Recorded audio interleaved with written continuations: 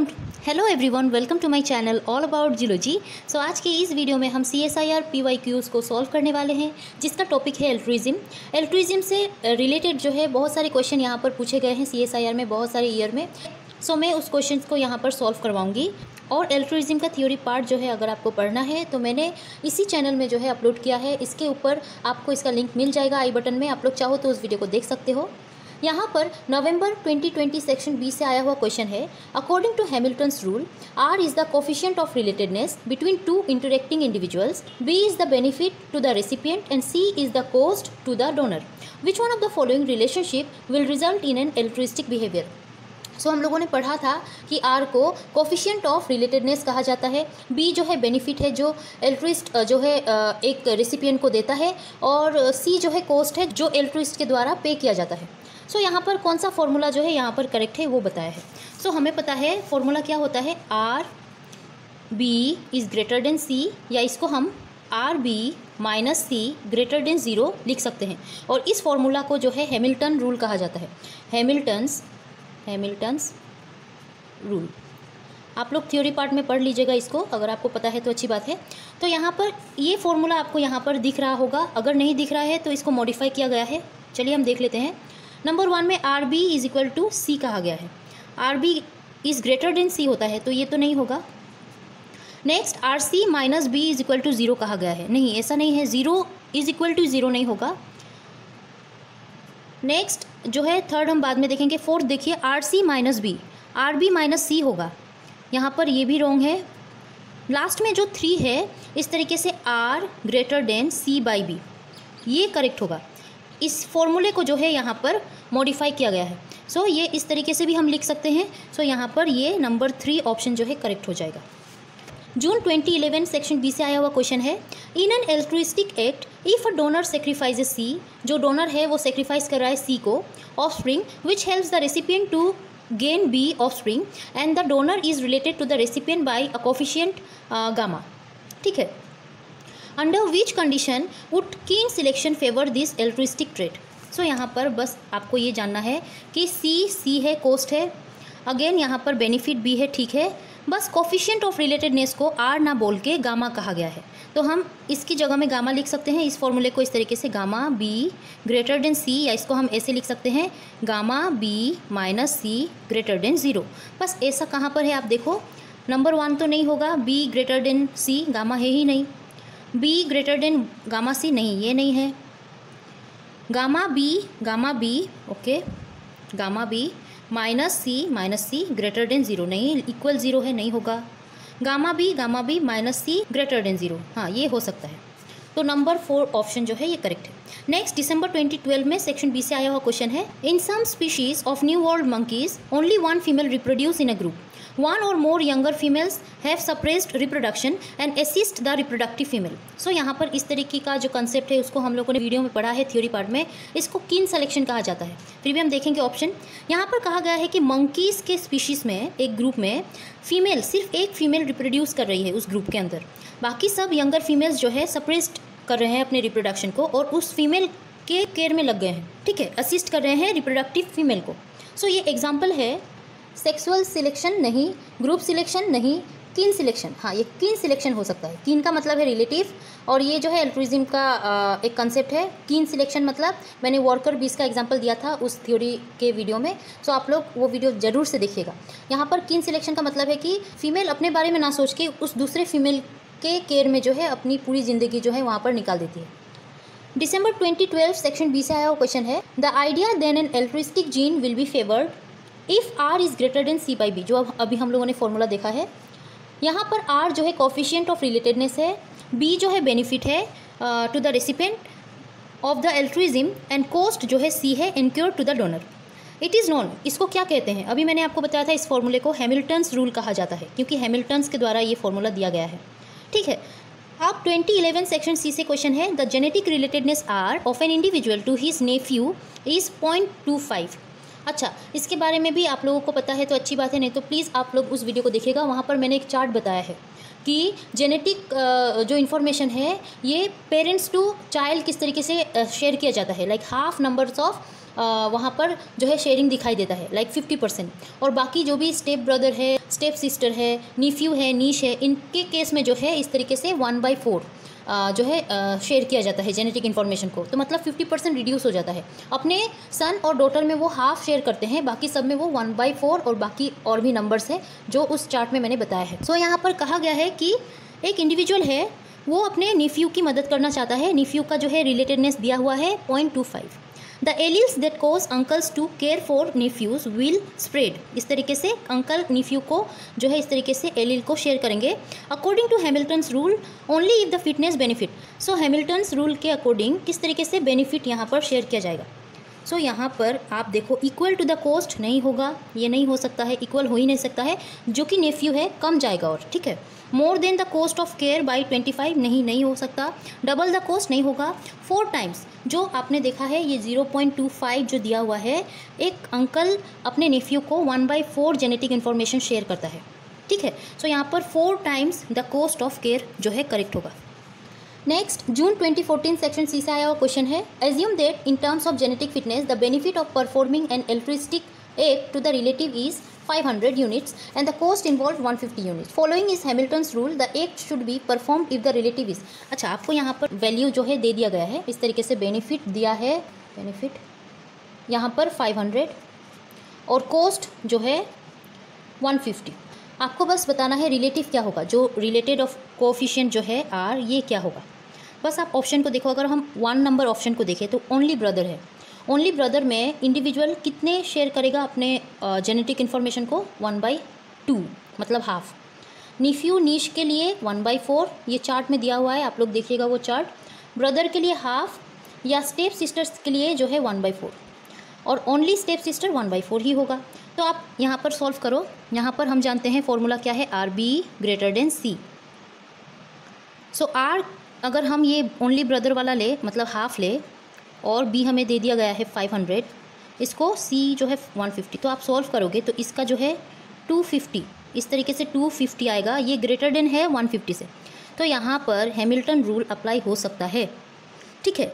वही अगर हम यहाँ पर देखें किसी भी एक में, सभी में 1/4 है, तो कोई भी एक में देखें, लाइक नेफ्यू और निश को ही देख लेते हैं। इस तरीके से R इस फॉर्मूले में ही जो है हम पुट करेंगे, RB > C। तो R क्या है इसका 1/4 है, इंटू B क्या है 500 है और ग्रेटर देन 150। देखते हैं ग्रेटर देन होता है कि नहीं।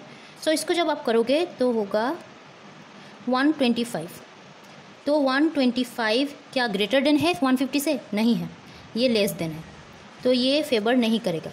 तो यहाँ पर जो आंसर होगा, जो हैमिल्टन रूल्स को फॉलो करता है, वो है ओनली ब्रदर्स, ठीक है। नंबर 1 जो है करेक्ट होगा।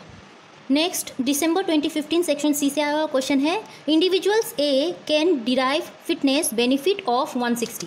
इस इंडिविजुअल का बेनिफिट दिया है 160 units by helping individual B को हेल्प करना है इस ए इंडिविजुअल को, but incurs a fitness cost of 50, मतलब सी जो है 50 है यूनिट्स इज डूइंग सो।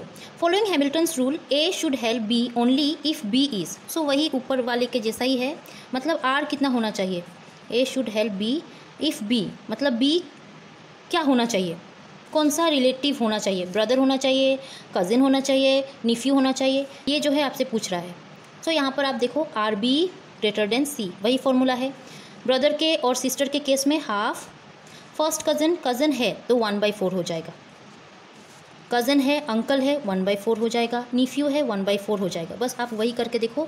यहाँ पर R को अगर हम फर्स्ट वाले को देखें तो हाफ, इंटू B हमें 160 दिया हुआ है और जो है C 50। क्या ये ग्रेटर देन होता है? इसको आप देखोगे तो 80 ग्रेटर देन 50, हाँ होता है। तो A तो पक्का होगा। फिर भी हम 1/4 को देखेंगे। यहाँ पर RB > C, तो R का वैल्यू यहाँ पर 1/4 लेंगे, 4 इंटू 160 B > 50। तो यहाँ पर क्या होगा, 4 4 16, 40 क्या है, ये नहीं है, ये लेस देन है 50, तो ये नहीं होगा। तो इसका आंसर सिर्फ और सिर्फ ब्रदर और सिस्टर होगा, ओके। बाकी जो है नहीं हो सकता। Next, assume that an individual A, अच्छा ये दिसंबर 2014 में सेक्शन मैंने लिखा ही नहीं है, ओके। दिसंबर 2014 से जो है आया हुआ क्वेश्चन है, assume that an individual A wants to do an altruistic act to individual B. A B को हेल्प करना चाहता है and that the benefit and cost of doing this act are in fitness unit 40 and 12. So यहाँ पर benefit दे दिया गया है 40 और कोस्ट दे दिया गया है 12. According to Hamilton's rule A should perform the altruistic act only if B is. So ऊपर वाले क्वेश्चन के जैसा ही है ये. बी को क्या होना चाहिए, निफ्यू होना चाहिए, नीश होना चाहिए. हम ऐसे ही आप बता सकते हैं डॉटर और सन ही होगा क्योंकि हाफ शेयर कर रहे हैं यहाँ पर. ठीक है, बाकी सब में 1/4.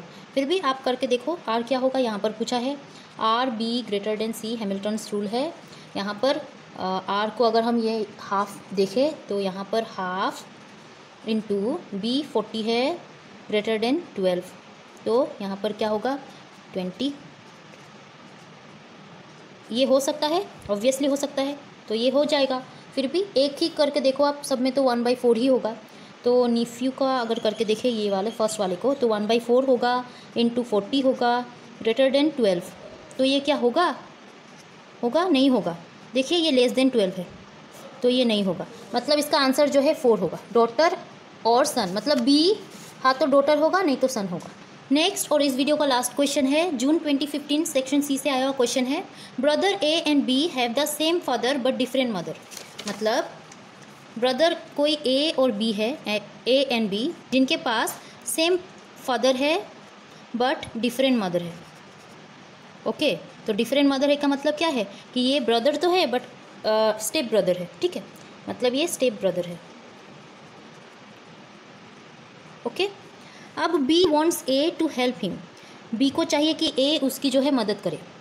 विच इन्वॉल्व्स बोथ बेनिफिट और कोस्ट. दोनों चाहिए, बेनिफिट चाहिए, कोस्ट चाहिए फॉर ए के लिए. ठीक है, इफ़ ए इंक्योर्स अ कोस्ट, अगर ए का कोस्ट जो है सी ये कितना है 30 है. Darwinian fitness unit in that act under what condition should he help B. कौन सा कंडीशन इसमें अप्लाई होगा कि ए जो है बी की मदद करेगा. Following Hamilton's rule. तो आप देखो सिर्फ और सिर्फ सी दिया हुआ है और हमें पता है ए और बी जो कि स्टेप ब्रदर है, तो ऑब्वियसली कोफिशिएंट ऑफ रिलेटेडनेस कितना होगा, आर जो है कितना होगा 1/4 होगा. क्योंकि हम बता सकते हैं स्टेप ब्रदर के लिए जेनेटिक इन्फॉर्मेशन 1/4 जो है शेयर कर सकते हैं. अब यहाँ पर आपको बी बताना है, बी क्या होगा. ठीक है, सो यहाँ पर ऑप्शन को अगर हम देखें, नंबर 1 ऑप्शन को देखें, कहा गया है कि ओनली इफ़ बी जो है ग्रेटर देन 30 हो, कि बी 30 से ज़्यादा होना चाहिए. तो आप यहाँ पर फॉर्मूले में यूज़ करके देखो, R B is greater than C. R हमें मिल गया है 1/4. 30 के ऊपर अगर हम ले 31 अगर ले इस तरीके से, और ग्रेटर देन सी कितना मिला है 30 मिला है. तो अगर आप ऐसे करोगे तो इसको जब आप करोगे तो इसका आंसर कुछ 7.75 मिलेगा. तो ये क्या 30 से ज़्यादा है, नहीं है, ये लेस देन है, तो ये नहीं होगा, ये नहीं होगा. ओके, नेक्स्ट आप नंबर 2 ऑप्शन को करके देखो. अगर बी जो है 60 से ऊपर हो तो आर बी ग्रेटर देन सी.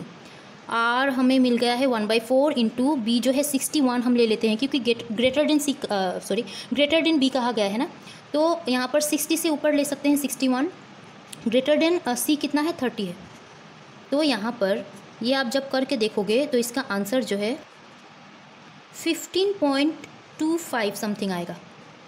ठीक है, तो 15 भी तो लेस देन है 30 से, तो ये भी नहीं होगा, मतलब ये वाला भी नहीं होगा. नेक्स्ट यहाँ पर नंबर 3 ऑप्शन को अगर हम करके देखें तो ओनली बी जो है 120 से ज़्यादा हो. अगर आर बी ग्रेटर देन सी तो आर 1/4 इंटू बी 120 से ज़्यादा, तो 121 लिख सकते हैं. ग्रेटर देन सी कितना था 30. तो आप ये जब करके देखोगे तो आपको जो है आंसर मिलता है, यहाँ पर कर देती हूँ, आपको 30.25 कुछ आंसर ऐसा मिलेगा. तो ये हम बोल सकते हैं कि येस ये 30 से ज़्यादा है, ग्रेटर देन 30 है 30.25. ठीक है, और 4 नंबर भी आप कर सकते हो. यहाँ पर R B greater than C, R जो है 1/4 इंटू 240, तो ग्रेटर देन 241 लेके देखते हैं इंटू 30. तो जब इसको आप करोगे तो कुछ 60 आंसर मिलेगा, तो ग्रेटर देन 30. अच्छा, यहाँ पर कन्फ्यूजन ये है कि ये भी ग्रेटर देन 30 है, 60 ग्रेटर देन 30 है, 30.25 भी ग्रेटर देन 30 है. तो इसमें जो आंसर होगा वो करेक्ट एक्यूरेट जो है ये थर्ड होगा, क्योंकि हम लोगों से पूछा है कि अगर बी जो है ये ग्रेटर देन 120 हो. ठीक है, ये 121 भी हो सकता है, बाकी और भी ज़्यादा आप ले सकते हो. तो एक्यूरेट ये हो सकता है, जो आप एक्यूरेट आंसर दोगे ये थर्ड वाला ऑप्शन होगा, ये करेक्ट होगा. सो आई होप आपको ये वीडियो समझ आया होगा, किस तरीके से इसको सॉल्व करना है ये भी समझ आया होगा. और ये वीडियो अगर आपके लिए हेल्पफुल रहा हो और अच्छा लगा हो और समझ आया हो तो इस वीडियो को लाइक करना मत भूलिएगा। ऐसे ही वीडियो के लिए मेरे चैनल को सब्सक्राइब करना भी मत भूलिएगा। देन पढ़ते रहिए। Take care and bye bye.